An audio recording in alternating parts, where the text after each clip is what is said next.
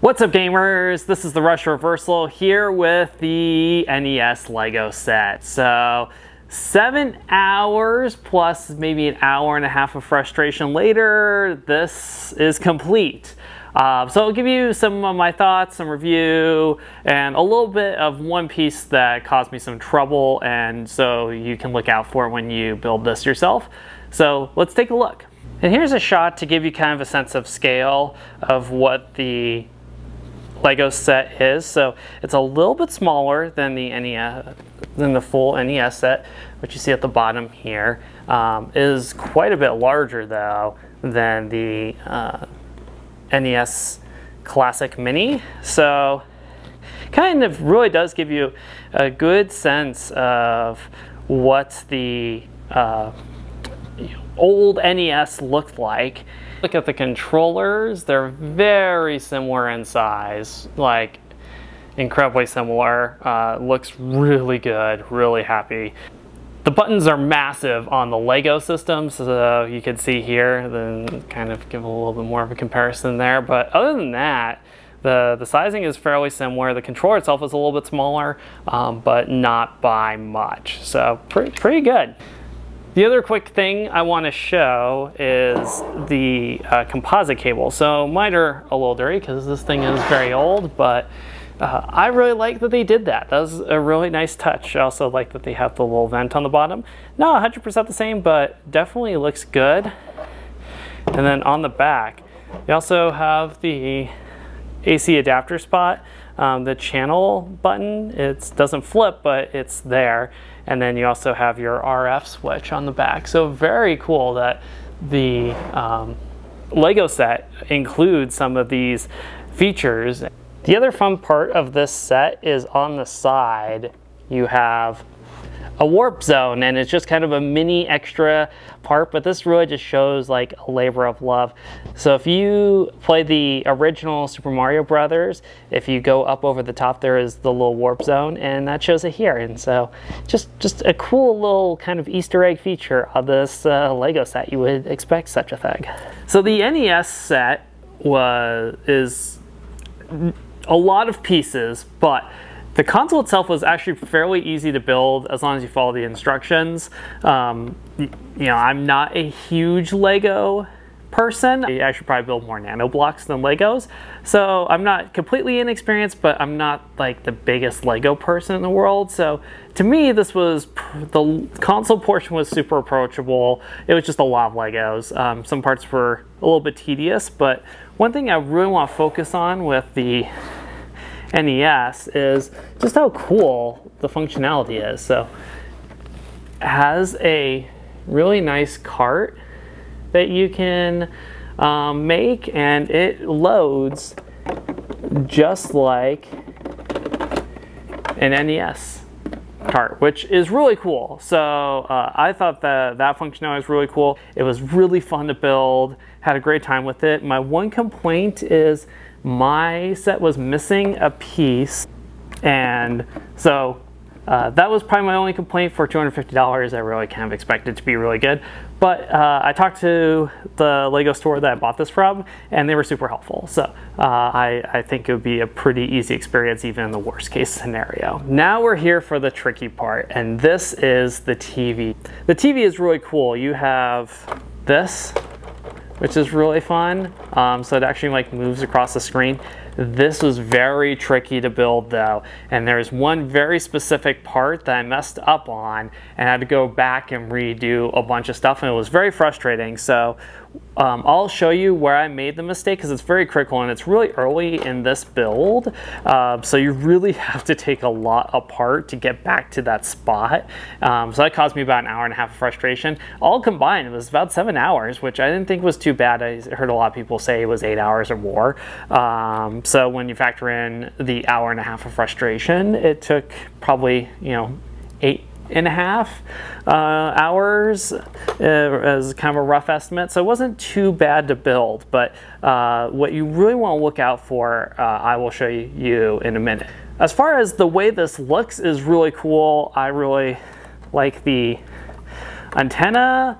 You know, as an old school retro gamer, and growing up, I remember the antenna and the little rabbit ears. Some of these pieces do come apart really easily though, so be careful. The TV is a little bit of a Jenga set, so if you have to replace a spot, a lot of it will fall apart. So make sure you build very carefully as you go through it. I honestly probably should have given myself an extra hour and made this like an 8-hour build, and I probably would have saved myself a ton of time. This easily saved myself at least a half an hour.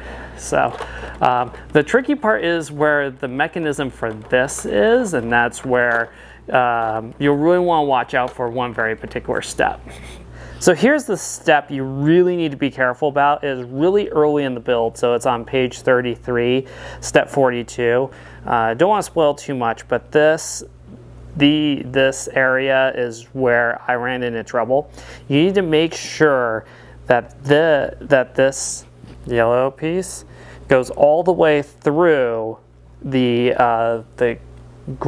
this kind of beige gear, which is located right here. You need to make sure it goes through and that it will turn before you go too much further in your build. The reason why is this won't turn, and then you basically won't be able to move the screen. So keep an eye for this particular step. I don't want to spoil too much, but page 33, step 42, make sure you are very careful and that yellow piece goes through this first gear. On the back, you'll see that it has a little label, which is super cool. The knobs actually kind of function a little bit, like you feel a click on the top knob. Well, these parts don't have as much functionality, and they actually honestly come apart pretty easily. So this kind of sets a precedent that you should turn around some of these knobs, and it really doesn't. So I would just leave these bottom ones alone. On the back here, there is audio and video composite, which is really cool. That's a kind of a nice little touch. This really does feel like a old school TV, which is just awesome. I think this is really cool. My one other complaint, other than the build part, is this stand. It does not sit well on the TV. You feel like it is it doesn't actually fit the pieces. So you'll see on the bottom, it doesn't actually connect together. It just sits on top, and what it does is there's some slits on the side here, and those are just held in place, so it doesn't fit very nicely on the stand, which was a little disappointing. So the console itself, I would say, is like a 10 out of 10. That was really fun to build.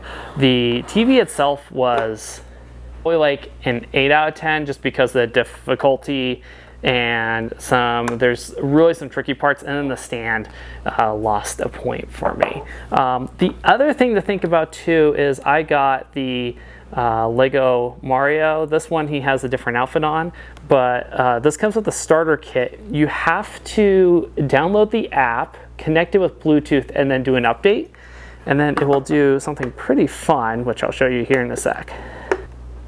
The tricky part is you have to remove this top portion for this to work. So there's a little like a UPC code, scan thing on here. It doesn't sit in super great, but when you turn it on, Lego Mario time.